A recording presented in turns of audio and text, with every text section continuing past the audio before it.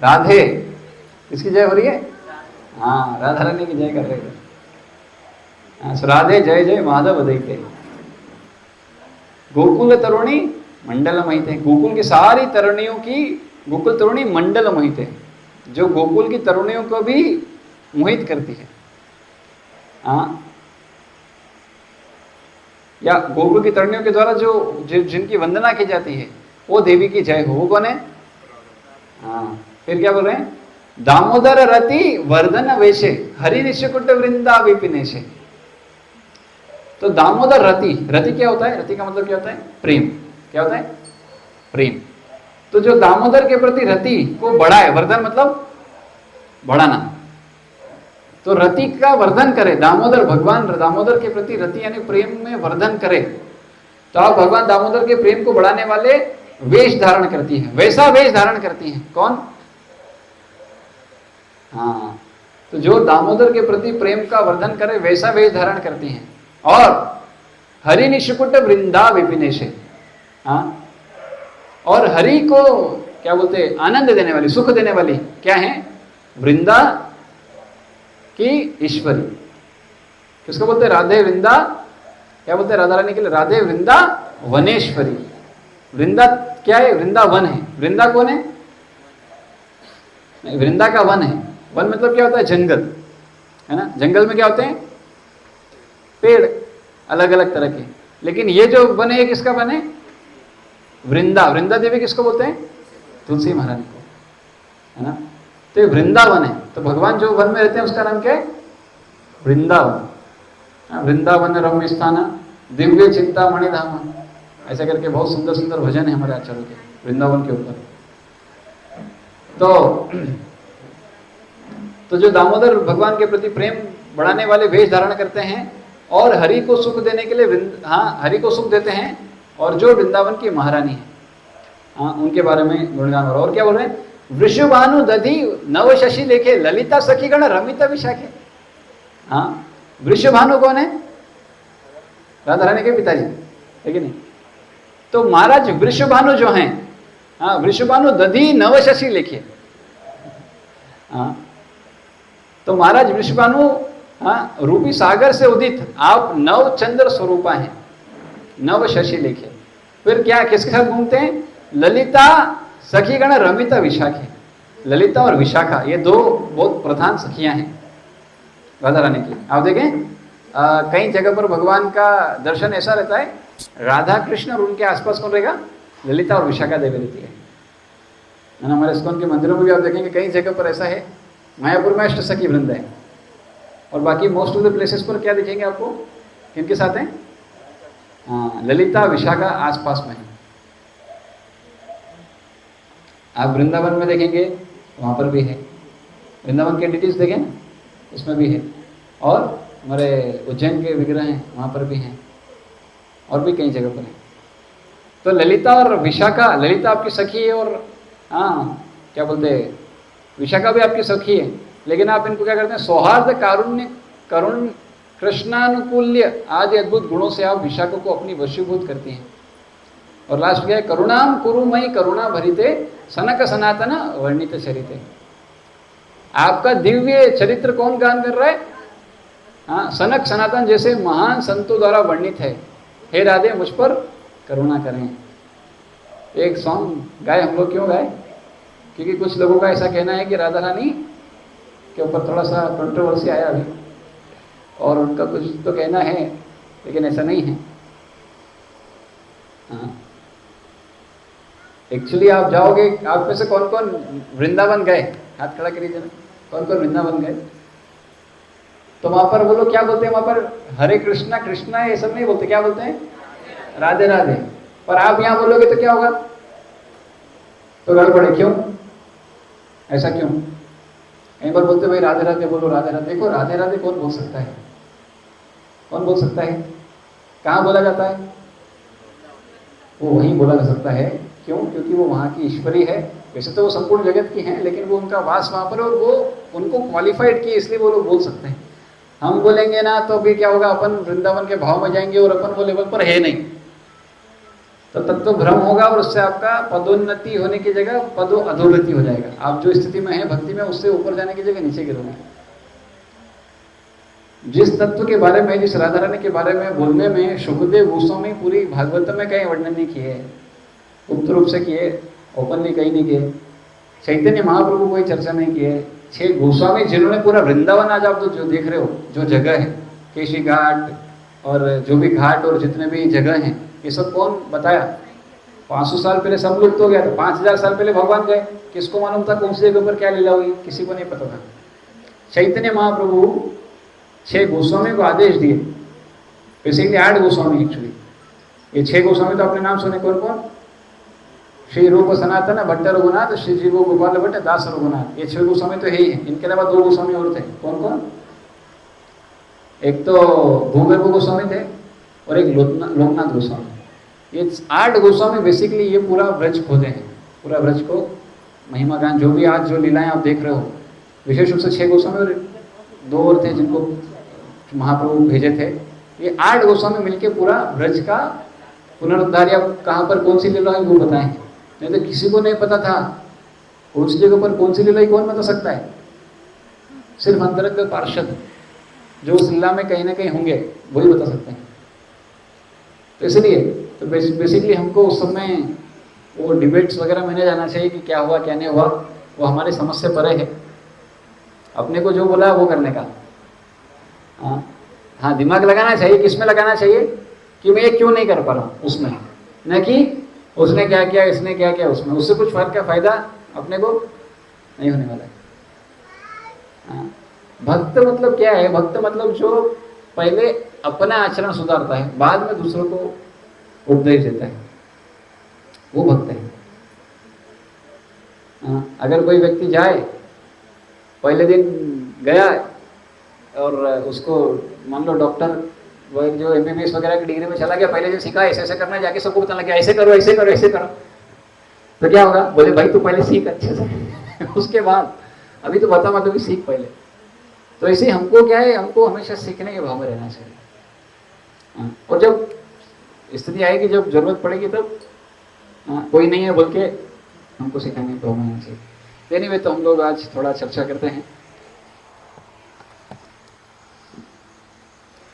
ओम अज्ञानतिमिरान्धस्य ज्ञानाञ्जनशलाकया चक्षुरुन्मिलितं येन तस्मै श्रीगुरवे नमः। श्रीचैतन्यमनोभीष्टं स्थापितं येन भूतले स्वयं रूप कदा मह्यं ददाति स्वपदान्तिकं। वन्देऽहं श्रीगुरो श्रीयुतपदकमलं श्रीगुरुन् वैष्णवांश। श्रीरूपं साग्रजातं सहगणा रघुनाथान्वितं तं सजीवं सावधूतं सावधूतं परिजनसहितं कृष्णचैतन्यदेवं। श्रीराधा कृष्णपादां सहगण ललिता श्रीविशाखान्वितांश। नमो विष्णुपादाय कृष्णप्रेष्ठाय भूतले श्रीमते भक्तिवेदांत स्वामिनिति नामिने।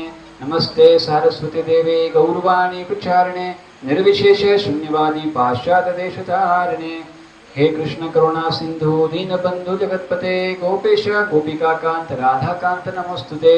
तप्त कांचन गौरांगी राधे वृंदावनेश्वरी वृषभानुसुते देवी प्रणमामि हरे प्रिये।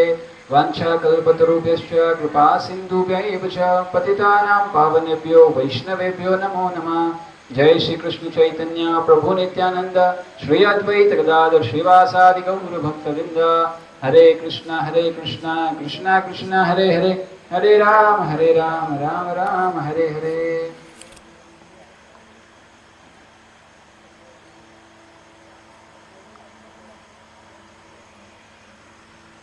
हरे कृष्ण। तो आप में से पिछली बार कौन कौन आए थे? अच्छा, आप में से पिछली बार कौन कौन नहीं आए थे? जरा हाथ खड़ा करिए। पिछली बार कौन कौन नहीं आए थे? मेरे को भी हाथ खड़ा करना पड़ेगा, मैं भी नहीं था एक्चुअली। तो बेसिकली 18 तारीख को एक बहुत पवित्र दिन आने वाला है। क्या है? एकादशी। लेकिन उसमें कौन सा? निर्जला एकादशी। जैसी निर्जला भक्त लोग सुनते हैं डर लग जाता है। निर्जला मतलब बिना जल वाला। बिना जल वाला मतलब फल चलेगा? अरे भाई, जब जल नहीं चलेगा तो फल कहां से चलेगा? हाँ, तो उसके पहले एक गीता का श्लोक थोड़ा चर्चा कर लेते हैं, फिर थोड़ा निर्जला एकादशी पर चर्चा करेंगे। आप में से कौन कौन गीता लाए हैं जरा बताइए तो। अभी गीता किसके पास है यहाँ पर प्रेजेंट में? गीता किसके पास है? अरे भाई गीता पे चर्चा करेंगे, गीता ही नहीं है तो फिर कैसे चर्चा करेंगे?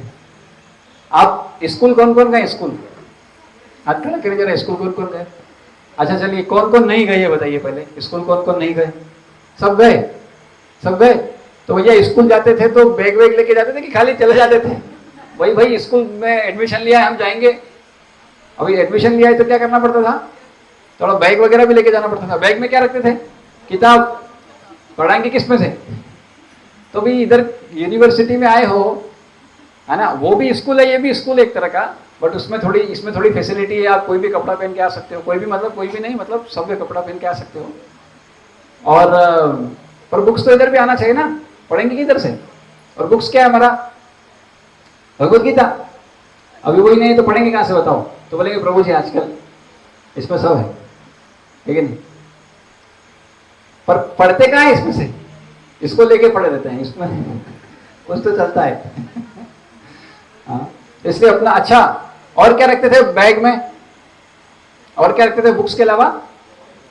वो किधर है? लिखेंगे किधर? अरे वो आप कोई भी क्लास में कितने समय तक पढ़ते थे? हाँ, 1 साल मिनिमम। अरे किसी की इच्छा होती 2 साल भी पढ़ा, पता नहीं।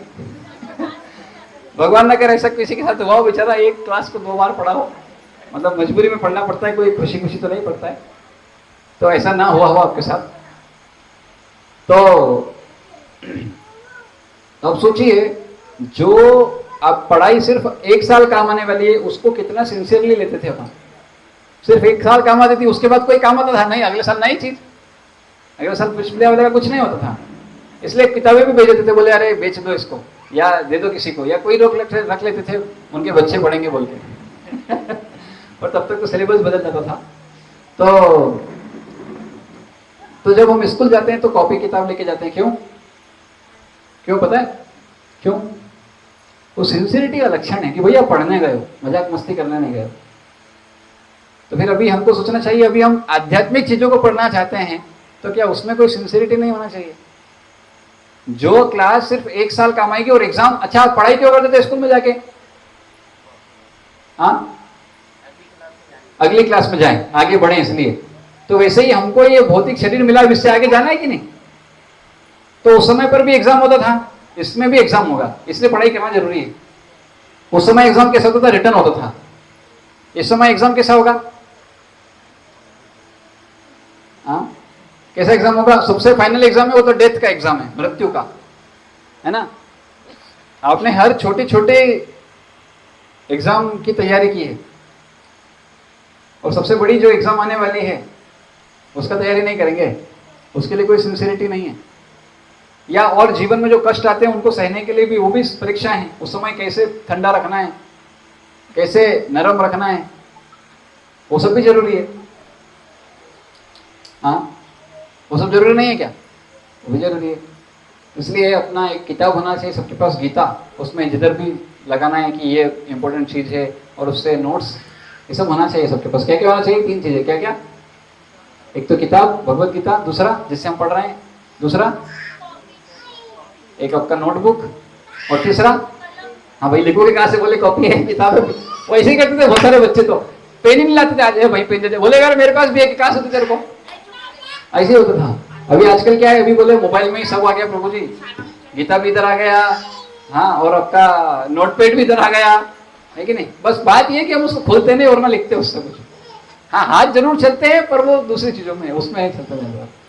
इसलिए सबको अपने एक पर्सनल रखना चाहिए। जब भी आप प्रवचन में जाओ तो उसमें कहीं ना कहीं ऐसी बातें आ जाती है जो बहुत इंपॉर्टेंट है, उसको लिख लेना चाहिए। उससे क्या होता है? बैठ जाती है, नहीं तो क्या होगा? निकल जाती है। हाँ? और भक्त लोग तो बोलते हैं हम तो इस्कॉन में आए, इस्कॉन से सुनेंगे, इस्कॉन से निकाल देंगे, यही तो इस्कॉन है। हाँ, इस्कॉन का सुन, इस्कॉन से सुन के इस्कॉन से निकाल देने का, इस्कॉन इस्कॉन हो गया इस्कॉन। नहीं भाई, इस्कॉन मतलब इधर से अंदर सुनना है और अंदर उतारना है इसको हार्ट में। तो गीता में एक श्लोक आता है, कई सारे श्लोक आते हैं, तो एक श्लोक पे चर्चा करते हैं। वो श्लोक ऐसा है 2.63 है शायद, 62 है शायद, या 62 63 है, दोनों कवर कर लेते हैं। ध्यायतो विषयान पुंस संगस्तेषु उपजायते संगा संजायते कामा कामात् क्रोधो विजायते क्रोधात् भवति संवाद संवाद स्मृति विभ्रम स्मृति भंशात् बुद्धिनाशो बुद्धिनाशात् प्रणश्यति।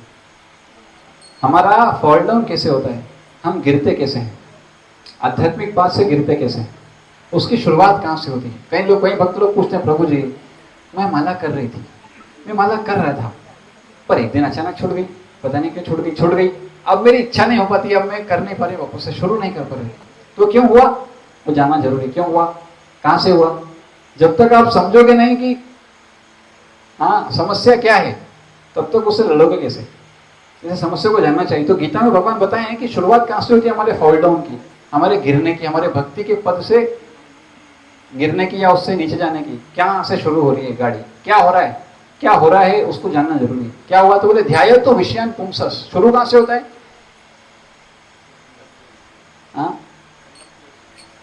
while contemplating on the sense objects, जब हम इंद्रिय विषयों पर ध्यान देते हैं।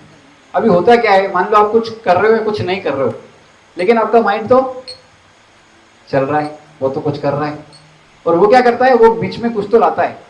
जैसे अभी आप यहाँ बैठे हो, तभी कई बार लगता है, कई बार चला जाता है, तो कई बार घर चला जाता है, बोले घर में क्या हो रहा होगा, घर में वो कोई अगर किसी को छोड़ के आए तो उन्होंने खाया कि नहीं, क्या किया कि नहीं, या किसी का कुछ हो गया हो तो उनका विचार आ जाता है। या फिर ऐसा विचार, प्रसाद, भूख लग रही तो बोले आज प्रसाद में क्या आएगा, उसका विचार चलता है। हाँ, आज क्या लाए होंगे, आज क्या मिलेगा खाने को। हाँ, तो इस तरह के अलग अलग अन्य करके विचार चलते हैं।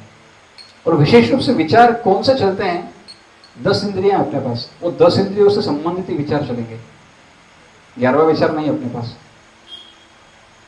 5 कर्मेंद्रिय, 5 ज्ञानेंद्रिय। जैसे अब विषय, इंद्रिय विषय क्या है, इंद्रियां जानना पड़ेगा उसके लिए। पहले इंद्रिय विषय कब जानोगे, जब इंद्रियां जानोगे, तो जो भी इंद्रियों के विषय हैं वो सब आ जाएंगे उसमें। तो हमारी कौन कौन सी इंद्रियां, आंख, आंख का विषय क्या होगा, देखना। जितने भी देखने से संबंधित चीजें सब आ गई इंद्रिय आंख के विषय के अंतर्गत। इस आंख के विषय में आ गई सारी, मूवी हो गई, चाहे कुछ भी हो गया, समझ गए। दूसरा कान, कान का विषय क्या है, सुनना। जितने भी सुनने के, म्यूजिक हो गया तो किसी का बुराई हो गया तो किसी का कुछ हो गया तो बोल के वो सब सुनना, तो सुनना देखना। जीवा का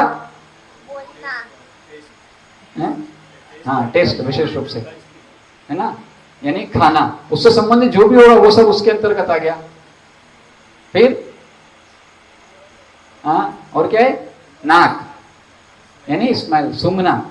जो भी सूंघने का विषय आ गया सारा किसमें आ गया, इस इंद्रिय के अंतर्गत आ गया। और एक और क्या बच गया, टच, है ना। तो जो भी टच के थ्रू जो भी विषय हैं, जो सिर्फ हम महसूस करके, टच से महसूस करके जान सकते हैं, वो सब इसके अंतर्गत आ गए। और इसके अलावा जो 5 ज्ञानेंद्रिय, सॉरी कर्मेंद्रिय हैं, वो भी, उसके भी विषय आ सकते हैं। तो यानी कि ये जो हमारी इंद्रियां हैं, इनके जो विषय हैं, और आप देखो आपका दिमाग में कुछ नहीं तो इनसे संबंधित ही कुछ चलेगा, क्योंकि हर व्यक्ति इस भौतिक जगत में क्यों आया, इंद्रिय तृप्ति करने के लिए। इधर आए क्यों है, पर इंद्रिय तृप्ति करने के लिए। और इंद्रिय के विषय देखेंगे तो क्या होगा, तो विचार आएंगे। तो जैसे ही मान लीजिए हमने कभी पहले इंद्रिय तृप्ति किया, उसका विचार आएगा, या फिर कुछ देख के याद आएगा कि पुराना आपने क्या किया था, उसका विचार आएगा। या अभी बैठे हुए हो तो ऐसा जिससे ज्यादा आसक्ति, जिस मान लीजिए खाने से आसक्ति है, जिस भी चीज से आसक्ति, वो सब विचार आएंगे। तो विचार आना गलत है क्या, विचार रोक सकते हैं क्या?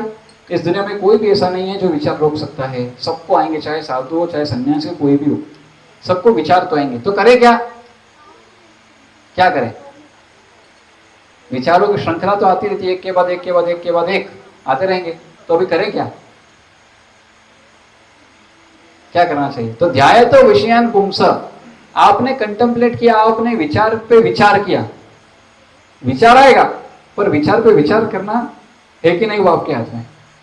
विचार आने को नहीं रोक सकते, विचार तो आएंगे। तो एक चीज कर सकते हो, आप अच्छे विचार लाओ। एक तो ये कर सकते हैं कि अच्छे विचार आए, पर फिर भी विचार तो आएंगे। और दूसरा तो विचार जब आएंगे तो क्या करना है? अब हमको स्वाभाविक रूप से विचार कौन से आते हैं? इंद्रिय तृप्ति के विचार आते हैं। तो आपको क्या करना है? कौन से विचार पे जाना चाहिए? जो इंद्रिय तृप्ति, क्योंकि आप देखोगे तो पूरा शास्त्र क्या बताता है, गीता क्या बताती है, इंद्रिय तृप्ति का जीवन नहीं जीना है, इंद्रिय निग्रह का जीवन जीना है। इंद्रिय निग्रह का जीवन जीना है ना। यानी कि जैसे मान लीजिए एकादशी का उपवास क्यों आता है? क्यों आता है? हर दिन हम खाते हैं, 3 चीजें बना ली अपन ने, क्या क्या? ब्रेकफास्ट, लंच, डिनर, और बीच में भी पता नहीं उसमें भी क्या बोलते हैं, स्टार्टअप हो गया, फिर सारा आता है ना उसके अंतर्गत। स्टार्टअप पहले, फिर हाँ सब आता है उसमें, है ना, सब जानते हैं। अभी बोलो मेरे को एक बात बताओ, जानवर को देखा आपने?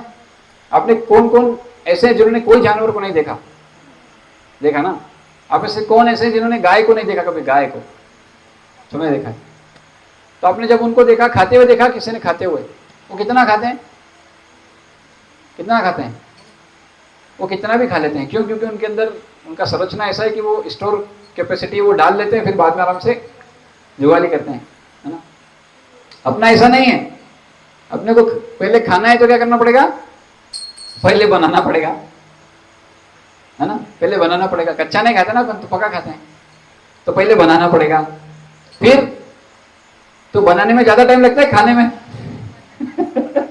बनाने में, खाने में कितना देर लगता है?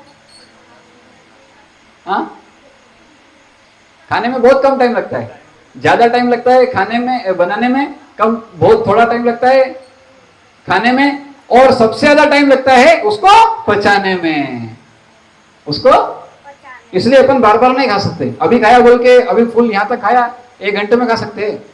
उसको पचाना पड़ेगा, और पचाने के लिए क्या करना पड़ता है? उसको सोना पड़ता है व्यक्ति को। इसलिए आप देखो हमारे जीवन में क्या क्या समस्या आ गई। पहले बनाओ, फिर खाओ, फिर उसको पचाओ, पचाने के लिए सोना पड़ेगा। तो हमारे जीवन में यही चलता है। और लोग यही बोलते हैं पापी पेट का सवाल है। अरे भैया, पेट पापी नहीं है, पापी व्यक्ति है जो नाम पेट का लगा रहा है। पाप व्यक्ति कर रहा, नाम किसका आ रहा है? पेट का। भाई पेट के लिए पापी पेट का सवाल है। भाई पापी पेट कैसे पापी हो सकता है? पेट जाके कुछ कर रहा है क्या?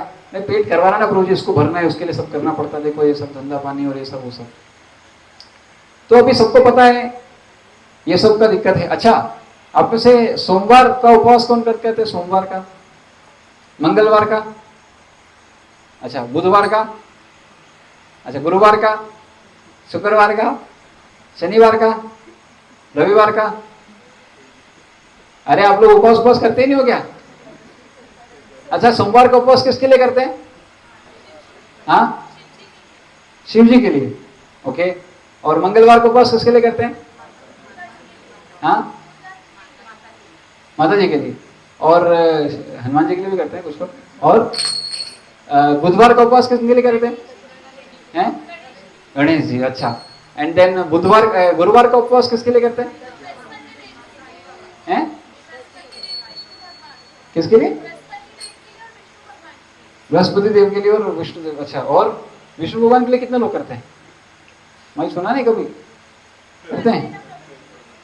और क्या बोलते हैं, शुक्रवार का उपवास, 16 शुक्रवार कथा सुनी हमने भी, माता हमारी पढ़ती थी। 16 शुक्रवार का व्रत किया और ये हुआ और वो हुआ, सुना है हमने थोड़ा। तो फिर शनिवार का उपवास शनिदेव के लिए और हनुमान जी के लिए भी करते हैं। और रविवार का उपवास सूर्यदेव के लिए। शास्त्र में ऐसा वर्णन है, कोई चाहे तो सोमवार, मंगलवार, बुधवार, गुरुवार, शुक्रवार, शनिवार, रविवार, ये 7 दिन के उपवास ना करे तो भी चलेगा। तभी भी 7 दिन के उपवास ना करे तो करेगा कब? एकादशी का उपवास कर ले तो भी चलेगा। कोई सारे उपवास ना करे, सिर्फ एक उपवास करे, सिर्फ एकादशी का उपवास करे, तो सारे फल। अभी उपवास क्यों करते हैं? कुछ ना कुछ फल प्राप्त करने के लिए, है कि नहीं? कभी चाहिए क्या? अच्छा पति। और जिसका हो गया अच्छा पति, फिर क्यों करते उपवास? अगले जन्म का पता नहीं क्या व्यवस्था, पहले गड़बड़ मिल गया, अगली बार चल पता नहीं क्या, या अच्छी पत्नी का उपवास करते हैं, जो भी है ना। सोमवार के करते थे, है ना। अच्छा, ओके। अभी भाई आ तो गए, लेकिन ये कंट्रोल कर रहा है, इसको कंट्रोल करना पड़ेगा, है कि नहीं? तो उसके लिए, है ना, ये सब जितने भी आपके प्रयोजन हैं, पैसे के लिए, धन प्राप्ति के लिए, बच्चे के लिए, पुत्र के लिए, पत्नी को कंट्रोल करने के लिए, पति को कंट्रोल करने के लिए, ये जितने भी प्रयोजन हैं ये सब पूरे हो सकते हैं सिर्फ और सिर्फ एकादशी का उपवास करने से। इतनी महिमा है एकादशी के उपवास की। अच्छा, एकादशी उपवास शुरू कैसे हुआ? एकादशी कौन है? एकादशी है कि एकादशी मतलब मेल है कि फीमेल है? तो एकादशी एक्चुअली एक देवी है। क्या हुआ था, एक बार भगवान विष्णु योग निद्रा में थे, सो नहीं रहे थे। भगवान सोते नहीं है, भगवान का सोना उसको योग निद्रा कहते हैं। हम सो जाते हैं, हम सो जाते तो भूल जाते हैं, भगवान ऐसा नहीं, भगवान उसी तत्व पर और मेडिटेट करते हैं, उनके तत्व पे और गहराई में जाते हैं उसकी। तो वो एक बार ऐसे ही लेटे हुए थे, योग निद्रा में थे, तो एक असुर आया जिसका नाम था मुर। क्या नाम था? मुर। इसीलिए भगवान का एक नाम है मुरारी। मुर का आरी, आरी मतलब होता है शत्रु। तो जो मुर के शत्रु हैं वो है मुरारी। सुना ना मुरारी? मुरारी गुप्त एक हमारे चैतन्य लीला में भी कैरेक्टर हैं, वो हनुमान जी एक्चुअली और कोई नहीं है पुराने वाले। तो मुरारी भगवान का एक नाम हुआ। तो भगवान योग निद्रा में थे और वो डेमन, वो असुर आ गया। कौन? मुर आ गया भगवान को मारने के लिए। तो भगवान को मारने आया तो उसी समय भगवान से कौन प्रकट हुई? एक देवी प्रकट होती है, और वो देवी क्या करती है? उसको मार देती है असुर को। और फिर भगवान योग निद्रा से बाहर आते, देखते हैं कि असुर मरा हुआ है और देवी खड़ी है। तो भगवान बोलते हैं कि मैं आपसे बहुत प्रसन्न हूं। और वो देवी जो थी वो आई थी 11 के दिन, एकादशी के दिन। एकादशी क्या होता है? 2 पक्ष होते हैं एक महीने में, एक कृष्ण पक्ष और एक शुक्ल पक्ष। जब कृष्ण पक्ष शुरू होता है और जब शुक्ल पक्ष शुरू होता है तो इसके 11वें दिन जो होता है उसमें आई थी एकादशी। तो इसलिए भगवान बोले कि आज एकादशी है, मतलब आप एकादशी के दिन आइए, इसलिए आपका नाम एकादशी है। और आप मुझे इतने प्रिय हैं, आपने असुर को मार दिया, आप मुझे इतने प्रिय हैं कि मेरा कोई एक्चुअली कोई दिन नहीं है जिसमें मेरे को पूजा जाए, तो मैं आपके दिन ही पूजा जाऊंगा। और इस दिन जो भी उपवास करेंगे वो सीधा मुझे पाएंगे, मेरे धाम को आएंगे। ऐसा करके भगवान उनको बोल दिया। तब से एकादशी शुरू हो गई। तो एक महीने में कितनी एकादशी? कौन कौन सी? एक शुक्ल पक्ष के 11वें दिन और एक, तो 11वें दिन के बाद 15वें दिन पे क्या आता है? एक पूर्णिमा आता है और एक अमावस्या। तो कृष्ण पक्ष के समय पे क्या आती है? अमावस्या। शुक्ल पक्ष के समय पे 15वें दिन है ना। शुक्ल कृष्ण मतलब काला, ऐसा कई बार इसलिए बोलते हैं कृष्ण का मतलब काला, क्योंकि वो काले उसमें आता है बोल के ऐसा बोलते हैं। समझ रहे ना क्या बोल रहे हैं? हाँ। तो अब हुआ क्या? तो एकादशी चालू हुआ। तो साल में कितने, महीने में कितनी एकादशी? साल में 24, पर टोटल एकादशी एक्चुअली होती है 26, क्योंकि 3 साल में एक महीना बढ़ता है जिसको क्या कहते हैं? अधिक मास या पुरुषोत्तम मास। तो उस पुरुषोत्तम महीने की एकादशी सिर्फ उसी समय आती है, बाकी समय नहीं आती है। तो इस तरह से कितनी एकादशी हो गई? ये तो भी तो 24, लेकिन वो एक महीना एक्स्ट्रा 3 साल में आ रहा है, लेकिन भले ही से, तो उसमें क्या आता है? 2 एकादशी। जैसे टोटल कितनी? 26 एकादशी है। ठीक है। तो 26 की 26 एकादशी के बारे में एक्चुअली राधा ने खुद बताई है गोपियों को। और हम तो जो कथा सुनते हैं उसमें युधिष्ठिर महाराज पूछे और ऐसा करके हम सुनते हैं। तो हर एक एकादशी का बहुत महिमा है। तो एक बार क्या हुआ? अच्छा, ऐसा होता था, ये पांडव लोग जो थे ना, जो भी मिलता था आधा किसके लिए? भीम के लिए, और बाकी आधा बाकी सबके लिए। किस किस के लिए? नकुल, सहदेव, अर्जुन, युधिष्ठिर और कुंती महारानी, और फिर वो भी अभी द्रौपदी भी थी। तो सब जितना भी जो भी कलेक्ट होता था, आधा किसका? क्यों? क्योंकि उसका एपिटाइट बहुत ज्यादा है, उसकी भूख बहुत ज्यादा है, बहुत ज्यादा खाते हैं वो। फिर भी बेचारे पेट नहीं भरता था, फिर भी उतने में बोले ठीक है इतने ही मिला तो क्या करो। हाँ। और उनका एक नाम है वृकोदर। तो हमारे शरीर में पाचन के लिए एक अग्नि है जिसको बोलते हैं जठर अग्नि। वो जब जलती है तो पाचन होता है। अभी लोग क्या करते हैं? प्रसाद पाते हैं और उसके बाद पानी पी जाते हैं, गड़ गड़ गड़ गड़, तो जो अग्नि जलनी चाहिए वो बुझ जाती है, इसलिए डाइजेशन लेट हो जाता है। इसलिए बोलते हैं कि पानी क्या करना चाहिए? आधे घंटे 1 घंटे बाद पीना चाहिए, जिससे वो अग्नि भड़के और थोड़ा डाइजेशन जल्दी करे। एनीवे, तो साइंटिफिक टर्म है, इसमें नहीं जाएंगे। तो बेसिकली हुआ क्या? तो एकादशी सब करते थे। अब भीमसेन बोले मैं तो नहीं कर सकता। व्यासदेव के पास जाके बोलते मैं तो नहीं कर सकता सारी एकादशी, मेरे को तो बहुत भूख लगता है, मैं तो नहीं रह सकता, भूखा रह नहीं सकता मैं, तो क्या करें? तो बोले कोई बात नहीं, साल में 1 एकादशी करो आप, निर्जला। एक्चुअली एकादशी का 3 स्टैंडर्ड है। कितने? 3। सबसे ऊंचा स्टैंडर्ड क्या है? निर्जला, यानी जल भी नहीं लेना जिसमें। पर अगर कोई व्यक्ति बिना जल पिए नहीं रह सकता, यानी जल के बिना नहीं जी पा रहा है, वो बहुत परेशानी हो रही है, तो क्या करते हैं, ठीक है आप जल ले लो, तो उसको क्या बोलते हैं, सजला। तो भैया तो जल के साथ कर ले एकादशी, यानी जल पिएगा, है ना। ये भी नहीं होता है तो इसी में एक और लेवल आगे बढ़ता है सजला में, कि जल से भी काम नहीं चल रहा है तो क्या हो रहा है, तो व्यक्ति फिर जूस भी ले रहा है, दूध हो गया या जूसेस हो गए ना, फ्रूट्स के जूस हो गए, वो ले सकता है। हाँ, और इसके बाद एक और एकादशी थर्ड क्लास, उसको क्या बोलते हैं, थर्ड लेवल, उसको क्या बोलते हैं, सजला, सॉरी सफला, फल भी ले सकते हैं आप उसमें। इसके नीचे कोई एकादशी है ही नहीं, इसके नीचे का कोई लेवल ही नहीं है। फल के नीचे का कोई लेवल वास्तव में नहीं है। और हम लोग क्या करते हैं, आप में से कौन कौन एकादशी निर्जला करते हैं, सारी एकादशी निर्जला करते हैं, जल भी नहीं लेते हैं कोई एकादशी? अच्छा, कौन है जो जल के साथ करते हैं, सिर्फ जल लेके एकादशी करते हैं? अच्छा, कौन ऐसे जो सिर्फ फल के साथ करते हैं, फल के अलावा कुछ लेते ही नहीं है, मतलब ये जो खिचड़ी विचड़ी जो अपना खाते पीते वो सब नहीं खाते, न चिप्स न पापड़ ने ये सब नहीं खाते, कौन सिर्फ फ्रूट्स पे करते हैं? तो हमने कोई एकादशी एक्चुअली शास्त्र के दृष्टि से आज तक की ही नहीं। शास्त्र में 3 ही लेवल बताए, और चौथा लेवल भक्तों ने बताया है, बोले जो ना तो निर्जला करे, जो ना तो सजला करे, और जो ना तो सफला करे, वो तो फिर निर्लजाई है, निर्लज आदमी है वो, उसको लज्जा भी नहीं आती है, इतना खाता है वो, एकादशी के दिन भी खाता है, वो लेवल है हमारा। पर प्रभुपाद जी कृपा करके क्या बोले, अभी ठीक है कोई बात नहीं, आप इससे नहीं कर सकते, इससे नहीं कर सकते, इससे नहीं कर सकते, कोई बात नहीं। अच्छा, अब ये जब सुनते हैं तो एक कैटेगरी के लोग, एक कैटेगरी के भक्त लोग क्या करते हैं, वो कुछ खाते नहीं है पर और कुछ सो जाते हैं। अरे भैया, एकादशी के दिन में सोना नहीं चाहिए, एक्चुअली रात में भी नहीं सोना चाहिए, पर हम तो भैया चलो रात में तो सोना है, लेकिन दिन में तो कम से कम नहीं सोना चाहिए। तो करना क्या चाहिए, करना क्या चाहिए, तो भक्ति करना चाहिए, भगवान का नाम जप करना चाहिए।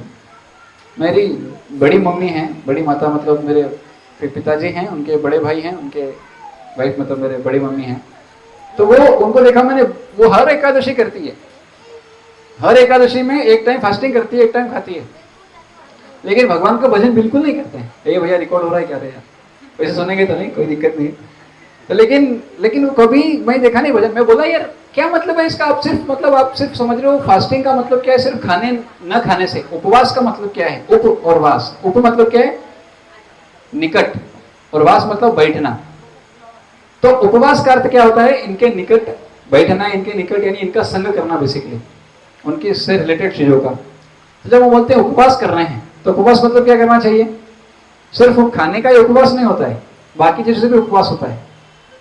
और फिर क्या करना, कुछ तो करना पड़ेगा ना, कुछ नहीं करे तो कुछ तो करना पड़ेगा, तो क्या करना है, तो उस समय पर भगवान का नाम जब ज्यादा से ज्यादा करना है ना, और कीर्तन करना है, हाँ, शास्त्र अध्ययन करना है, प्रवचन सुनना है, ये सेवा में डायरेक्टली इंगेज होना है। अब ऐसे किन किन के पास गीता है, भगवत गीता? अब ऐसे कौन कौन भगवत गीता पढ़े, कौन कौन पढ़ रहे हैं? बाकी लोग क्या कर रहे हैं? हाँ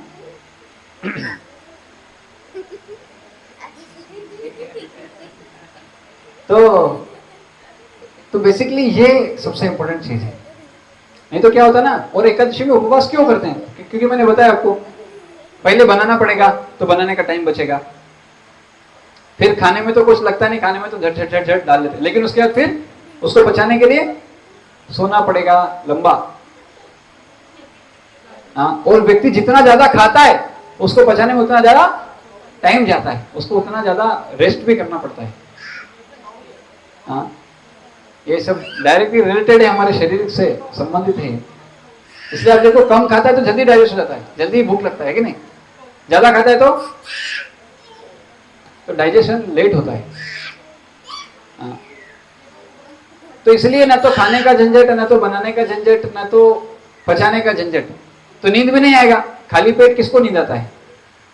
और कुछ लोग होते हैं बोले कमजोरी लग रही, सो जाते हैं। हाँ, सोने का बहाना चाहिए, बस कुछ भी बोल के सोना है, ये हो गया वो हो गया, पेट दुख रहा है, जो भी करके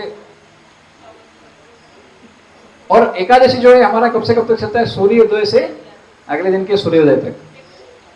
जब भी जैसे अभी मंगलवार है, मंगलवार को शुरू होगा कब? सूर्योदय से, और कब तक चलेगा? अगले दिन के सूर्योदय तक। तो कई बार भक्त लोग पूछते हैं तो फिर प्रभु जी आचमन करना चाहिए कि नहीं? आचमन करना चाहिए, क्योंकि आचमन शुद्धिकरण के लिए होता है। पर आचमन के लिए जल कितना लेना चाहिए? राई के दाने के जितना। तो मतलब बस जाना चाहिए उतना ही, बस थोड़ा सा, तो वो फिर उसमें अंतर्गत नहीं आता है। तो एकादशी जो है भगवान इतना कृपा किए बोल के एकादशी को अपना दिन दिए, और बोल के जो भी एकादशी का पालन करता है, निर्जला करता है, भगवान का भजन करता है, ज्यादा से ज्यादा भगवत धाम निश्चित है। तो अभी भीमसेन बोले मैं तो नहीं कर सकता, तो व्यासदेव बोले कोई बात नहीं, आप एक एकादशी करो। बोले मैं सारी नहीं कर सकता, एक एकादशी करो, एक एकादशी करो। सारी एकादशी जो है अगर आपने नहीं भी की तो भी कोई दिक्कत नहीं है। मतलब इसका मतलब नहीं कि हमको एडवांटेज लेना चाहिए बोल के उनको बोला हम भी क्या करेंगे, सारी एकादशी तोड़ेंगे, खूब खाएंगे और एक एकादशी निर्जला कर लेंगे। ऐसा नहीं करना चाहिए। क्या करना चाहिए? सारी एकादशी करना चाहिए, पर इस वाली को विशेष रूप से पालन करना चाहिए। और आप देखो एकादशी हो चाहे कोई भी हो, हमारे इसमें जो भी धार्मिक सिद्धांत है या धार्मिक चीजों को करना है, उसके लिए सबसे पहले संकल्प होता था। क्या होता था? संकल्प। आप शादी करें, कौन कौन का शादी हुआ आप में से? जो भी शादी किए तो शादी कोर्ट में जाके किए कि हवन वगैरह किए? उधर संकल्प लेना पड़ता है, उधर वचन लेना पड़ता है कि भैया मैं आज से इनका उत्तरदायित्व लेता हूँ और ये निभाऊंगा। ये संकल्प है। अभी आपने निभाया नहीं है और उधर संकल्प लिया बोल के जीवन भर निभाऊंगा। इसी तरह से कोई भी चीज ऐसी करने के पहले क्या करना पड़ता है? एक संकल्प। तो इसलिए ये जो एकादशी आने वाला है इसमें आपको जो करना है उसका संकल्प करना चाहिए पहले। इसलिए हम लोग बोलते हैं आप संकल्प करो, कितना जप करोगे। अगर आप संकल्प नहीं करोगे तो करोगे क्या? अगर किसी व्यक्ति के पास रूटीन ही नहीं है आज क्या करना है तो करेगा क्या? Time pass. तो उसको पता ही नहीं आज क्या क्या करना है, कोई कुछ करने का है ही नहीं उसके पास, तो क्या करेगा? टाइम पास, मूंगफली खाएगा और क्या। बोले भाई टाइम पास मूंगफली। हाँ, तो इसे संकल्प लेना चाहिए कि क्या करना है, इस एकादशी क्या करना। हर एकादशी को हमारे आचार्यों में भक्ति विनोद ठाकुर क्या बोलते हैं, आपको जीवन में जो भी समस्याएं हैं और आप उससे निजात पाना चाहते हो तो क्या करने का? एकादशी सबसे बढ़िया दिन है। उस दिन से कोई भी चीज शुरू करना है तो शुरू करो, कोई भी चीज को बंद करना है तो बंद करो। जैसे मान लीजिए कोई व्यक्ति को कुछ गलत आदत है, जैसे कोई शराब पीता हो मान लीजिए उदाहरण के लिए, तो उसको छोड़ना है तो क्या करना चाहिए? एकादशी का दिन चुनिए, सबसे बेस्ट दिन। और इसको कब तक कंटिन्यू करना है? अगले एकादशी तक। कब तक? उस बीच में होना ही नहीं चाहिए कुछ भी। संकल्प लेके इस एकादशी से अगले एकादशी तक चलना करना है। इसी तरह से ये कुछ छोड़ने का हो गया, किसी चीज को पकड़ना है तो क्या करना है? उसके लिए भी क्या करना है? एकादशी के दिन से शुरू करना है। कैसे? आज से इस एकादशी से मैं इतना माला करूंगा, और कब तक कंटिन्यू करना है? ये अगली एकादशी तक। अगर आपने इतना कर लिया तो चिंता मत करो, वो ऑटोमेटिकली आपके रूटीन में आ जाएगा। और इस तरह से भक्ति विनोद ठाकुर बोलते हैं इस तरह को शक्ति आएगा और आप कर भी पाओगे। हाँ, एक वैष्णव सॉन्ग है, बोलते माधव तिथि भगति जननी जतने पालन कोरी। माधव तिथि किसको कहते हैं? माधव तिथि। हाँ, भगवान की तिथि कौन कौन सी? एक तो एकादशी और जन्माष्टमी, वरा द्वादशी, रामनवमी, ये सब जो दिन हैं जिसमें भगवान आते हैं अलग अलग। अच्छा आपने सुना भगवान आने का दिन है, जाने का दिन नहीं है कहीं भी। क्यों? भगवान के जाते ही नहीं है, अवतरण होता है, यानी बस इस धराधाम में आते हैं और भगवान कभी। और हमारे इसमें क्या होता है? बर्थडे से डेथ डे, वो हमारे समय होता है। भगवान के उसमें कभी सुना आपने? हाँ, उनका आविर्भाव है, अवतरण यानी जो प्रकट होते हैं इस धराधाम में, उसका दिन है जन्माष्टमी। भगवान गए वो कौन सा दिन मनाते? कोई मनाते क्या? क्योंकि भगवान कहीं नहीं जाते, भगवान यहीं रहते हैं। हाँ, क्योंकि उनकी लीला नित्य चलती रहती है, कभी बंद नहीं होती, कभी खत्म नहीं होती। हाँ, और भगवान कहीं जाते नहीं हैं। तो तुम्हें जो श्लोक बोला था, तो ध्याय तो विषयान पुंस संगस्ते शुभ जायते संगा समझायते कामा कामात क्रोधो भी जायते। तो शुरुआत कहां से होता है? जब हम इंद्रिय विषयों की चर्चा करते हैं। इंद्रिय विषय को देख के उसके ऊपर ध्यान देते हैं, विचार करते हैं, अरे ये हुआ, अरे वो हुआ, अरे ये केक, आज केक मिलेगा, आज इनका बर्थडे केक कटेगा, वो केक कौन से फ्लेवर का होगा, वो कैसे खाऊंगा मैं, कौन काटेगा, ये सारे विचार चालू हो जाते हैं। तो अभी विचार तो आएंगे, आप रोक नहीं सकते, ये खाने से संबंधित होगा। इसी तरह से मान लीजिए यहाँ कोई परेशान हो रहा है, बोले मैं जैसे जाऊंगा खूब सारा मूवी देखूंगा, मम्मी कुछ भी बोलेगी कुछ सुनूंगा नहीं, पूरा विचार चल रहा है बच्चे का भी। हाँ, परसों से स्कूल चालू हो जाएंगे, स्कूल जाना पड़ेगा, ये सब विचार आते रहते हैं, इसको नहीं रोक सकते, वो आएंगे। तो क्या करें? ध्याय तो विषय कुछ संघर्ष शुभ जाते हैं। तो शुरुआत क्या से हो रही है? विचार पर विचार, विचार आना गलत नहीं है, विचार पर विचार। हर विचार विचार के लिए नहीं बना, हर विचार विचार के लिए नहीं बना, कुछ विचार टॉलरेट करने के लिए बने हैं।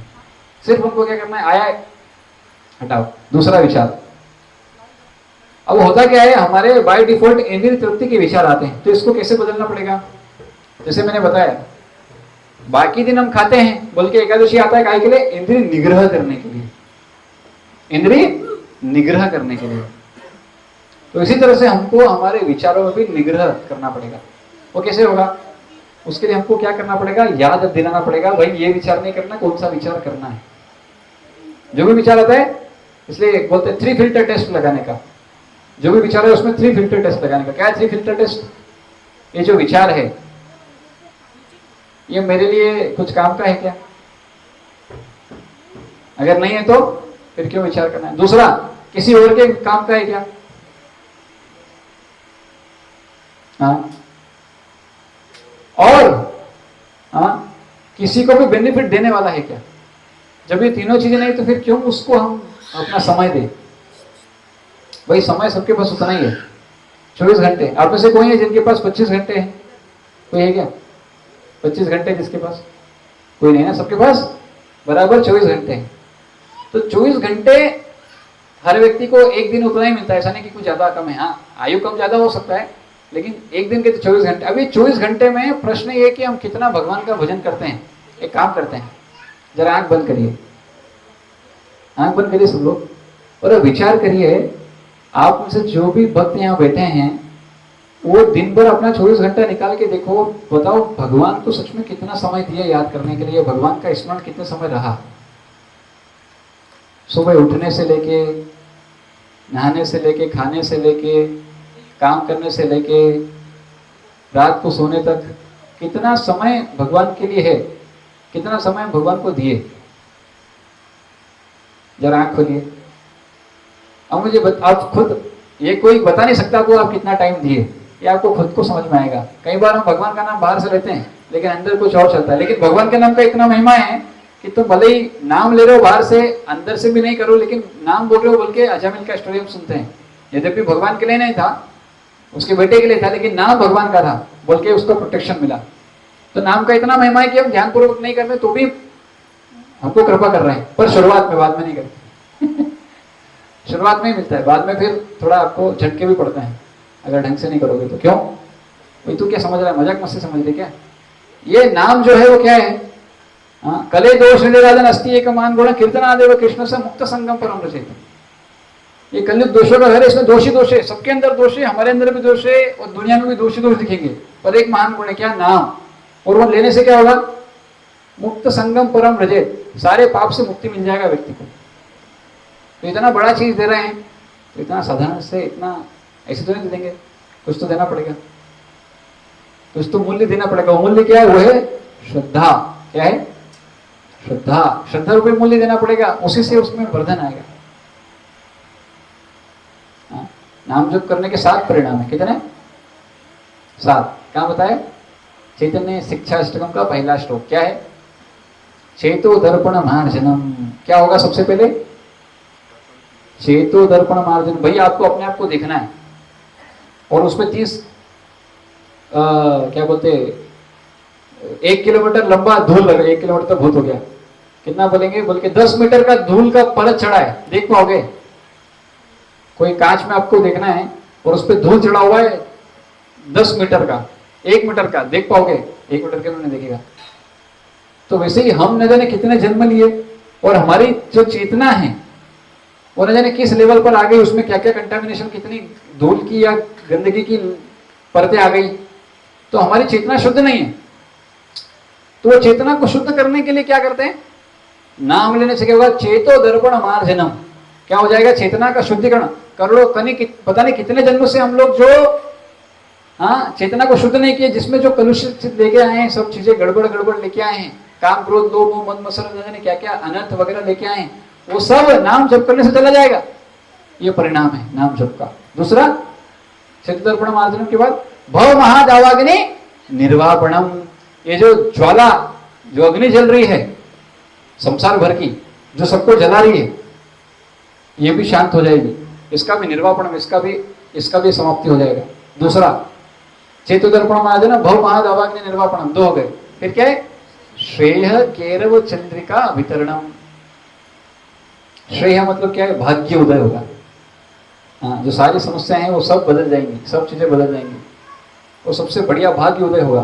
कैसे उदय होगा, चंद्रमा, श्रेय केरव चंद्रिका वितरणम, चंद्रमा की जैसी शीतलता मिलेगी उस तरह से भाग्य का उदय होगा। और चौथा क्या है, विद्या वधु जीवनम, विद्या वधु जीवनम। वधु किसको कहते हैं, अरे वर वधु, वधु नहीं सुना, वधु किसको कहते हैं? वधु किसको कहते हैं, नई नवेली पत्नी को नहीं नई नवेली दुल्हन को। तो नई नवेली दुल्हन आती तो कैसे करती है, जो बोलेंगे थोड़े दिन बाद, पर इधर क्या है, इसलिए बोला विद्या वधु जीवनम, तो विद्या रूपी वधु का जीवन होगा, यानी उस व्यक्ति को सारा ज्ञान आ जाएगा। किससे, सिर्फ नाम जप करने से। ये फल है नाम जप का, कोई शास्त्र पढ़ने का आवश्यकता नहीं पड़ेगा। विद्या वधु जीवनम, जैसे नई नई वधु आती है, वो सब कुछ मानती है, वैसे ही जो भक्त रहेगा उसको नई नई वधु के जैसा ज्ञान अपने आप आ जाएगा, सारा ज्ञान। विद्या वधु जीवनम। फिर क्या है, अरे हो गया भव महादावाग्नि निर्वापणम। कितने हो गए अभी, 4 हो गए ना। 5वां क्या है, आनंदाम बुद्धि वर्धनम, आनंद में वृद्धि होगी, आप आपको खुश आएगा, आपके जीवन में सब सुख हो जाएगा। आनंदाम बुद्धि वर्धनम, और वर्धन होगा उसका, ऐसा नहीं उतना ही रहेगा, वर्धन होगा, बढ़ेगा। और क्या है, छठा, आनंदाम बुद्धि वर्धनम, प्रतिपदम पूर्णामृता, और पूर्ण अमृत का आस्वादन कर पाओगे आप, जो टॉप मोस्ट है वो। और ये हुए 6। 7वां क्या है, अरे हो गया अभी, रिपीट मार रहे सब। लास्ट लाइन क्या है, लास्ट लाइन क्या मतलब, शिक्षक को याद नहीं, अरे हो गया ना, अरे कितनी बार एक मतलब जी। लास्ट लाइन, चेतो दर्पण मार्जनम भव महादावाग्नि निर्वापणम श्रेय केरव चंद्रिका वितरणम विद्या वधु जीवनम आनंदामृति वर्धनम प्रतिपदम पूर्णामृत स्वादनम सर्वात्मसनम पनम परम विजयते श्री कृष्ण। तो उसके पहले वाला जो लाइन है, सर्वात्मानसनम सर्वात्मनम परम विजय, परम विजयते श्री कृष्ण संकीर्तनम के पहले क्या है, सर्वात्मनम। हाँ, यानी क्या होगा, हाँ 7वां ये परिणाम है। हाँ, उसके पहले, और वो ये 7 परिणाम किसके हैं, लास्ट लाइन में क्या बोल रहे हैं, श्री कृष्ण परम विजय थे श्री कृष्ण। ऐसे श्री कृष्ण संकीर्तन की परम विजय हो, जो ये 7 परिणाम देने वाला है।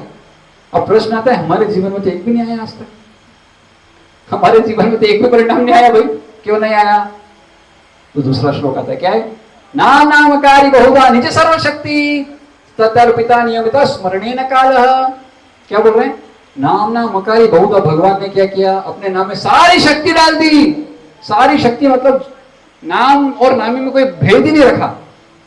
नाम नामकारी बहुधा निज सर्वशक्ति, निज सर्वशक्ति सारी पर्सनल शक्तियां सब डाल दी नाम में। नाम नामकारी बहुधा निज सर्वशक्ति तर्पिता और नियमिता स्मरण काल। और इसको हाँ, भगवान के कई सारे नाम है, गोविंद कृष्ण इस तरह के, और इनमें सारे नाम में सारी शक्तियां डाल दी। और इसको उच्चारण करने में कोई नियम वगैरह भी नहीं दिया कि भाई सुबह करना है, रात में करना है, यहाँ नहीं करना है, वहां नहीं करना है, वो कुछ भी नहीं, कहा जहां करना है वहां करो, कहीं भी लो, सब जगह लो। लेकिन क्या हो रहा है, तीसरा लाइन क्या है, एतादृशी तव कृपा भगवन ममापि दुर्देव दुर्देव उम्मीदिष्मिहा जनी नानुराग। मेरा दुर्भाग्य है कि ऐसे नाम में कोई रुचि नहीं है, रुचि नहीं है मेरा। क्यों नहीं है? तो भक्ति उन्हें ठाकुर बता रहे उधर भजन भजन रहस्य में भाई 4 कारण है क्यों नहीं है रुचि। 4 कारण हैं रुचि न होने के। क्या कारण है? मैंने बताया ना, ये नहीं बताया ना, नहीं बताया। 4 कारण क्या है? तो बोल रहे हैं पहला है तत्व विभ्रम। तत्व विभ्रम मतलब क्या है? तत्व विभ्रम का मतलब है आप तत्व को जब ढंग से नहीं जाने, चैतन्य महाप्रभु जो सिखाए तत्व वो सही से नहीं जाने, ऊपर ऊपर से अंडरस्टैंडिंग है, तो क्या होगा? ये गड़बड़ाएगा। क्योंकि अहंकार तो है, तो अहंकार चेतना से मिक्स होगा और फिर आपको बताएगा अरे तू तो बड़ा महान है, तेरे को तो इतना लोग मानते हैं, तो क्या चिंता करता है, और वो व्यक्ति भूल जाएगा। इसलिए उसको रुचि नहीं आता है, इसलिए नाम जप में रुचि नहीं आता है हमको, क्योंकि अहंकार तत्व में भ्रम होता है। हम क्या है? दास। लेकिन जब लोग बोलते हैं अरे प्रभु जी आप तो कितना महान है, प्रभु आप कितना सेवा करते हैं प्रभु, तो तू ही सही जाना है, ये लोग जाने। लेकिन भाषा क्या होता है? नहीं नहीं प्रभु ये तो सब कृष्ण की कृपा है, आप भक्तों की कृपा है। लेकिन ऐसे क्या होता है? सही जान रहे हो तुम, सही सही जा रहे हो तुम। तो ये भ्रम है। तो इसको दूर कैसे करेंगे? तत्व को डिटेल में जानना पड़ेगा, शास्त्र का अध्ययन करना पड़ेगा और लगाना पड़ेगा अपने आप को शास्त्र में। इसलिए भक्ति गोस्वामी महाराज बोलते हैं आप ये मत बोलो आप इसको में क्यों आए, उसको मैंने कहा कि पर्पस से शास्त्र अध्ययन करना। अगर नहीं करोगे ना, लोग बोलते धार्मिक है, क्या जानते हो तुम धर्म के बारे में? बताओ आपने कितने धर्म के शास्त्र पढ़े, पहले बताओ। धर्म का आचरण कौन कर सकता है? जिसने पढ़ा हो, वो धार्मिक बोल सकता है अपने आप को। हम ना धार्मिक है और वो बोलते हम आध्यात्मिक है। आजकल क्या है, हम धर्म वर्म का आडंबर नहीं करते, हाँ दिखावा नहीं करते, हम ये मंदिर जाते, कुछ जाते ही नहीं, हम कुछ पढ़ते ही नहीं। अभी तो तू क्या आध्यात्मिक है, फिर क्या आध्यात्मिक हो आप? भाई अंदर से आता है हमको, अंदर से, अंदर है सब। अभी खोल के देखेंगे तो क्या तो हनुमान जी है, क्या दिखाएगा? ये देखो सीताराम लक्ष्मण, सीताराम है अपने अंदर? नहीं है। अरे जब मुंह पे नहीं है तो अंदर कहाँ आएंगे? हनुमान जी को देखा तो क्या स्थिति है? हर समय श्री राम, तब जाके अंदर है। अपना मुंह पे ही नहीं है, अंदर किधर से आएगा? जिसका अंदर होगा बाहर आएगा। हाँ, हम बाहर से कोशिश कर रहे हैं बोल के इधर आए तो कम से कम कल को अंदर जाए। एक बात बताओ, अंदर से बाहर आता है कि बाहर से अंदर आ जाता है? अंदर से बाहर आता है। अबे पहले बाहर से अंदर डालते फिर अंदर से बाहर जाता है ना। कुछ भी आप खाते हो तो पहले बाहर से डालते हो बोल के फिर अंदर से बाहर जाता है। ज्ञान को पहले लेते हो ना कि अपने आप आ गया, आ गए और जब sir sir sir sir sir मतलब चालू हो गया ज्ञान देना। व्यक्ति कैसे करते हैं? पहले बाहर से अंदर प्राप्त करते हैं और फिर जाता है ना। तो बाहर से प्राप्ति नहीं किया तो अंदर से कहां आएगा? तो इधर क्या बोल रहे हैं? नाम से क्या होगा? आ जाएगा। भगवान बोल रहे हैं, मतलब महाप्रभु स्वयं बोल रहे हैं यार, तो कैसे नहीं आएगा? पर हमारा क्या समस्या है? तत्व विभ्रम पहला। दूसरा, असत तृष्णा, इच्छाएं इतनी प्रबल है हमारी, बाप रे बाप पूछो ही मत। ये चाहिए तो वो चाहिए, तो ये और वो, और ये खाना तो वो खाना, ये देखना तो वो, इतनी इच्छाएं हैं। कोई सत्संग की असत्संग तो बोले कभी कभी सत्संग, मोस्टली असत्संग। उसको बोले क्या चाहिए? कभी खुशी कभी गम। प्रॉब्लम क्या है लोगों का? बोले कभी खुशी मोस्टली गम, वो उसमें रहना चाहते हैं। कभी कभी सत्संग जाएंगे, बाकी अभी सत्संग में क्या है उसको समझ में आ रहा है, उसका शुद्धिकरण हो रहा है, सुनेगा तो उसको पता लगेगा गड़बड़ जा रहा है, पर वो सुनना नहीं चाहता। क्यों? क्योंकि कान को क्या चाहिए? प्रशंसा सुनना है, या इच्छाओं की पूर्ति, और हमारे ऊपर कोई बोले इच्छाओं की पूर्ति करना है। तो इसलिए अरे टाइम हो गया एक्चुअली। एंड देन असत तृष्णा, एंड देन थर्ड इज हृदय दौर्बल्यम। हृदय दौर्बल्यम का अर्थ क्या होता है? 2 तरह है, 2 मीनिंग है इसके। एक तो ऐसी चीजों से आसक्ति जो भगवान से संबंधित नहीं है, उनसे हमारी आसक्ति है। इतने लोग शास्त्र में रुचि रखते नहीं, पर नॉवेल पढ़ेंगे, फालतू का बुक पढ़ेंगे, इसका कोई मतलब। न्यूज़पेपर पढ़ेंगे, एक दिन का खबर, बासी खबर पढ़ता है कोई? नहीं पढ़ता है। जो आज पढ़ रहे हो कल बासी हो जाएगा। ये जो भगवान कहते हैं जो हमेशा चलने वाली, वो किसी को रुचि नहीं है। और बोलते हैं हमने आती है। अरे क्या आता है तुमको? कितना कथा सुनते हो, कितना कथा जानते हो आप? और वो भी कहाँ से जानते हो? व्हाट्सएप यूनिवर्सिटी से। इधर का उधर सर्कुलेट हुआ है बोल के वो पढ़ लिया और बोले आ गया। हमको पता है। भाई कौन सा शास्त्र पढ़ा? शास्त्र व्हाट्सएप यूनिवर्सिटी में जो शास्त्र मिले वो पढ़ा। कौन सा शास्त्र मिलता है व्हाट्सएप यूनिवर्सिटी में? इंटरनेट की यूनिवर्सिटी में कौन सा शास्त्र मिलता है और किसके द्वारा लिखा गया है और उसने क्या लिखा है? कुछ भी लिखा है वो पढ़ रहे हैं, कुछ भी बोल रहे हैं वो सुन रहे हैं। शास्त्र से कौन लोग पढ़ रहे हैं? इसलिए प्रभुपाद बोलते हो शास्त्र पे पढ़ो भाई, शास्त्र से बोलो। हाँ। और एक और है क्या, व्यक्ति को क्या चाहिए? अपना प्रसिद्धि चाहिए, ये सब से संबंधित चीजें चाहिए। और लास्ट क्या है? चौथा अपराध। अलग अलग तरह के अपराध करते हैं। एक्चुअली बहुत कुछ है इसमें, शिक्षाष्टकम इतना डीप है, पूरा जीवन अपना शिक्षाष्टकम पे चर्चा कर सकते हैं। क्योंकि शिक्षा महाप्रभु कुछ नहीं दिए, सिर्फ 8 श्लोक दिए अष्टकम। वो पूरा पूरा एसेंस है, पूरा सार है, पूरे शास्त्रों का निचोड़ है। और फिर तीसरा श्लोक तो है वो लेवल तो बहुत अलग लेवल है, उस पर भी जाएंगे। तो क्या बोल रहे हैं तीसरा श्लोक? तृणादपि सुनिच्छेना तरोरपि सहिष्णु नामानि नमानि देना कीर्तनीय सदा हरि। ये श्लोक कौन से लेवल का है मालूम? कौन से लेवल का है मालूम? निष्ठा के लेवल का है। अपन है क्या निष्ठा के लेवल पे? तो ले आएंगे अपने अंदर तृणादपि सुनिच्छेना तरोरपि सहिष्णु। अरे बाबा पहला और दूसरा ही श्लोक कर लें। पहला श्लोक श्रद्धा ही नहीं है तो पहला श्लोक के साथ परिणाम आएंगे ही नहीं। दूसरा श्लोक किसका है? भजन है, क्रिया का है। वो करेंगे तो अनर्थ निवृत्ति होगा, उसको करेंगे जब। और फिर तीसरा श्लोक है निष्ठा का। निष्ठा पे आएगी ये ह्यूमिलिटी, ये सब। पहले भजन तो कर लें वो लेवल पे। तो फिर कितना करना है, क्या क्या करना है, उसका कोई विचार नहीं। इसलिए एकादशी आती है बोल के भाई कर, तो एक दिन तो कर, 15 दिन में एक दिन तो कर, एक दिन तो पढ़, एक दिन तो भगवान को थोड़ा इंद्रिय निग्रह कर, भगवान का शास्त्र पढ़, थोड़ा कथा सुन, थोड़ा नाम जप कर, थोड़ा एक्स्ट्रा। डेली तो करता नहीं, मक्कारी मारते हो।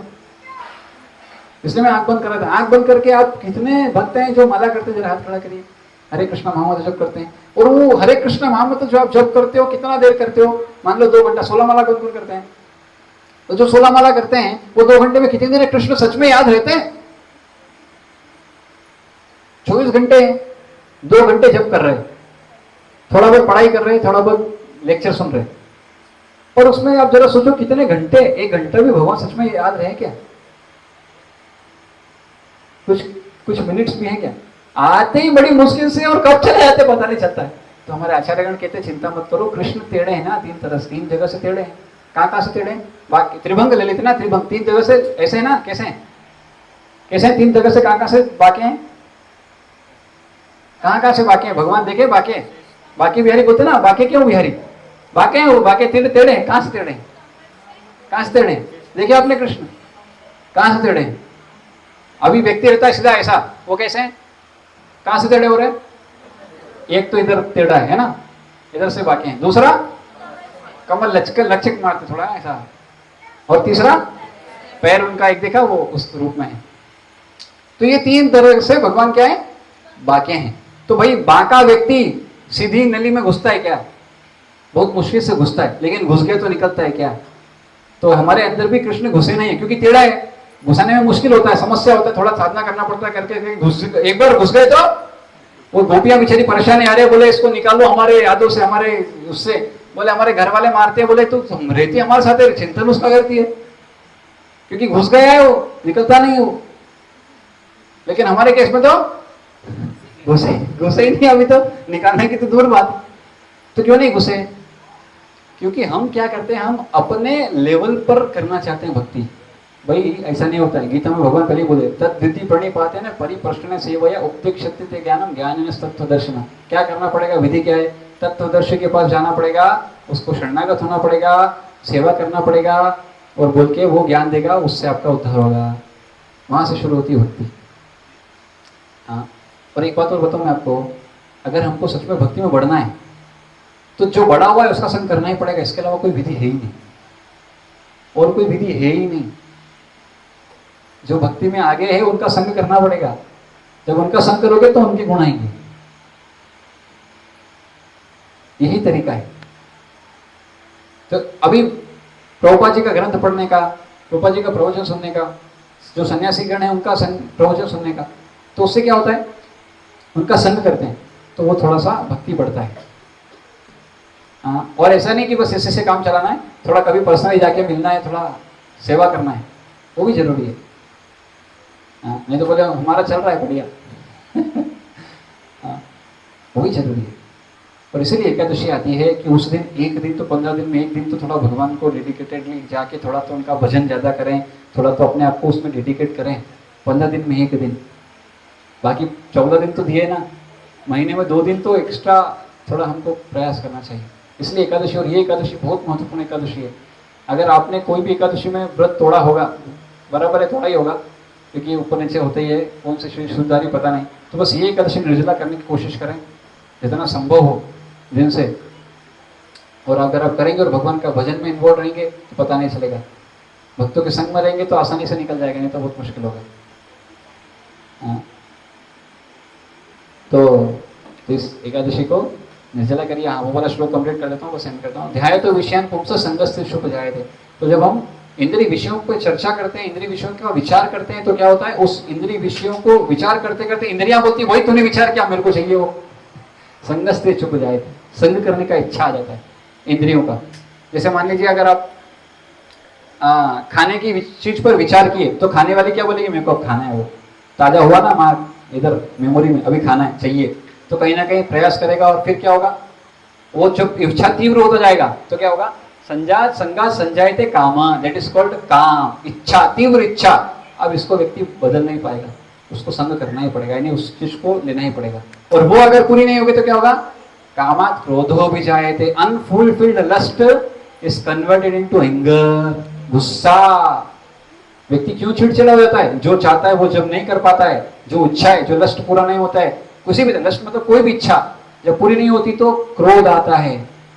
क्रोधात् भवति सम्मोहात्, क्रोध से व्यक्ति सम्मोहित हो जाता है। सम्मोहित होने के कारण से क्या होता है, पता नहीं चलता भाई क्या करना है क्या नहीं, गाली भी देगा, कुछ भी करेगा, सामने वाले को मारेगा, बाद में बोलता रहे तो अब तो मैं आपसे प्रेम करता था, फिर मारा क्यों, सम्मोहित हो गया। सम्मोहात् स्मृति विभ्रमा, स्मृति भ्रंशात्, स्मृति का विभ्रम हो जाता है, भूल जाता है कौन है सामने, वो है जिससे मैं प्रेम करता हूँ, अभी गुस्से में मार दिया, कुछ कर दिया, फिर होता रहता है, कर दिया मैंने, क्यों कर दिया आज तक। स्मृति विभ्रम, स्मृति भ्रंशात् बुद्धि नाश, हो बुद्धि का नाश हो जाता है। बुद्धि का नाश मतलब सही गलत की पहचान भूल जाता है। और बुद्धि नाशात् प्रणश्यति, और जब व्यक्ति की बुद्धि का नाश होता है व्यक्ति अपने स्तर से नीचे गिर जाता है। तो इसकी शुरुआत कहाँ से हुई, ध्याय तो विषयान पुंस, इंद्रिय विषयों पर विचार करने से। तो इंद्रिय विषय के जो विचार आएंगे तो क्या करना है, इनको कृष्ण कथा में सम्मिलित कर देना है, कृष्ण कथा को स्मरण करना है, कृष्ण के बारे में चर्चा करेंगे तो इन सब से बचेंगे। तो वो तो आएगा, अब हमको क्या करना पड़ेगा, कृष्ण के बारे में चर्चा करना पड़ेगा, भक्तों के बारे में चर्चा करना पड़ेगा, सत्संग का चर्चा करना पड़ेगा। और ये एक दिन में नहीं होने वाला है भाई, इसको प्रैक्टिस करना पड़ेगा, इसको ट्रेनिंग देना पड़ेगा, तब जाके ये आपके आचरण में आएगा और तब जाके आप सच में भक्त बन पाओगे। एक दिन की बात नहीं है। इसलिए सत्संग में एक बार आके कोई महान भक्त बन जाए संभव नहीं है। और सत्संग छाड़िया, अगर सत्संग छोड़ के कोई जाएगा तो क्या होगा, तो फिर तो उसका तो घंटा डार होगा। डराने के लिए नहीं बोल रहा हूँ, सच बात है। ऐसा वो सोचते बोले हाँ ये इसलिए बोल रहे ना कि हम वापस कहीं जाए ना, इधर ही आ जाएं, इधर ही फंस जाएं। नहीं, फंसे हुए तो संसार में, इधर तो निकलने के लिए आए। इधर फंस भी गए तो ये तो अच्छा फंसना है। अभी एकादशी आ रहा है, इसलिए बहुत अच्छे से संकल्प करिए, इतना माला आपसे शुरू करेंगे बोल के, एकादशी में ज़्यादा माला करिए। और भगवान को एक्चुअली रूपा जी तो जब इस्कॉन की स्थापना की तो तब से 10, 11, 12 साल रहे, ज़्यादा नहीं रहे, तो सब कुछ नहीं बता पाए, बहुत सारी चीज़ें, जैसे उपवास कैसे करना, क्योंकि साउथ इंडियन और ब्राह्मणों के प्रकार में बहुत हाई फाई लेवल पर होता है। बट भक्ति की दृष्टि से हमको उस दिन ज़्यादा से ज़्यादा भगवान की सेवाओं में रत रहना चाहिए। देखो कई बार क्या होता है ना, जो भगवान की सेवा है उसमें भी हो सकता है भगवान को भूल जाए। माता लोग जब कुकिंग करती है, बात करने लग जाती है तो भगवान याद है, भगवान की चर्चा हो रही है क्या, जरूरी नहीं, कोई दूसरी चर्चा हो जाएगी, सेवा में भी भगवान को भूल गए, ऐसा हो सकता है। पर इसलिए सबसे डायरेक्ट सेवा है नाम और शास्त्र, डायरेक्ट, इसमें और कुछ नहीं। आप शास्त्र पढ़ोगे क्या मिलेगा, कुछ और है ही नहीं, कृष्ण कथा ही है, नाम में प्योर नाम है। और जो लेक्चर सुन रहे, ये 3 चीजें बहुत महत्वपूर्ण है। इसलिए नवता भक्ति, लेकिन ये इसमें भी 3 बहुत महत्वपूर्ण है, श्रवणम कीर्तनम विष्णु स्मरणम पाद सेवनम अर्चनम वदनम दस्यम सख्यम आत्मनिवेदनम। नवभगवत भक्ति है, लेकिन शुरू की जो पहली सबसे इंपॉर्टेंट क्या है, श्रवणम, सुनने से ही होता है। सुनेंगे अंदर जाएगा, कृष्ण का नाम सुनेंगे अंदर जाएगा, सफाई करेंगे कृष्ण, और इधर से जो गंदगी सब बाहर हो जाएगा। कहाँ से बाहर होगा? हाँ, जब हम सुनेंगे तो भगवान यहाँ पर गंदगी साफ करेंगे। नाम बोले ना, हरे कृष्णा कृष्णा कृष्णा हरे हरे, हरे राम राम राम हरे हरे। ये बोला और सुना तो कृष्ण नाम में है। कृष्ण गए अंदर और क्या करेंगे? बोले तूने मेरे बहुत बर्तन घिसे, तेरे अंदर का घिसता हूं मैं गड़बड़ सारा। तू मेरे लिए घिस रहा है अपने आप को, तू नाम जप करने में अपना समय दे रहा है, मैं तेरे अंदर का सारा गंदगी निकालता हूं, चिंता मत कर। ऐसे हैं कृष्ण, ग्रेटफुल। तो नाम लिया, बोले छोड़ूंगा नहीं तेरे को, कहाँ जाएगा? तेरे जीवन में इतने कष्ट डालूंगा कि वापस सत्संग में लाऊंगा। तो कई बार सत्संग में लोग आते हैं, भाई परेशान है, थोड़ा इधर कोई कुछ बोलता नहीं, थोड़ा सम्मान देते हैं, बाकी दुनिया भर में तो कोई सम्मान देता ही नहीं है, सब गाली मारते हैं। इधर बोले अरे प्रभु जी माता जी, अरे प्रभु जी बोलते हैं, इधर माता जी बोलते हैं, इतना सम्मान देते हैं। और इधर तो कोई देता ही नहीं सम्मान। हाँ, तो सत्संग में कोई किसी भी कारण से आया हो, भक्तों का संग करेगा, नाम जप करेगा, शुद्धिकरण होना ही है। लेकिन ये इनिशियल स्टेज है, इनिशियली यही होगा। पर धीरे धीरे अगर आप सिंसियर नहीं बनोगे तो फिर भगवान छोड़ेंगे नहीं, फिर देंगे। उनका मारने का तरीका भी बहुत बढ़िया है। हाँ, ऐसा मारते हैं कि व्यक्ति जाएगा कहाँ। एक भक्त थे अमेरिका में, इस्कॉन ज्वाइन कर लिए। एक दिन बोले यार बहुत दिन हो गया यार, थोड़ा बाहर मैं सर्फिंग करके आता हूँ, थोड़ा समुद्र में थोड़ा घूम फिर के आता हूँ। वो गया समुद्र में घूमने फिरने के लिए, उधर देखा उस दिन शार्क आ गया। शार्क आया, बोले गए क्या करें, तो पूरा मॉर्निंग प्रोग्राम शुरू किया, संसार दावा, नरसिम्हा आरती, नमस्ते नरसिम्हा, पूरा मंगल आरती गाया, आँख बंद करके। शार्क पूरा परिक्रमा करके चला गया। बोले हाथ जोड़ता हूँ, कान पकड़ता हूँ, आज के बाद नहीं जाऊंगा। बोले उधर मंदिर में गया, मंदिर में पुजारी प्रेसिडेंट पूछा किधर गया था, थोड़ा गया था, अभी कभी नहीं जाऊंगा, चिंता मत करो। तो एक्सपीरियंस उसका खतरनाक है। भगवान देते हैं ऐसे एक्सपीरियंस जीवन में हमारे लिए। तो ऐसे एक्सपीरियंस ना, ऐसे एक्सपीरियंस नहीं आना अच्छा है। भगवान की सेवा में लगे रहो, नहीं तो हाँ समस्या आता है। सेवा में नहीं लगते तो समस्या आती है, सेवा में लगे रहेंगे तो समस्या आके कब चली जाएगी पता भी नहीं चलेगा। ये मौका भगवान दिया, और इसलिए सत्संग का ये लाभ है। तो अभी थोड़ा हम आरती करते हैं, आरती का कीर्तन कर लेते हैं, एंड देन एंड करते हैं।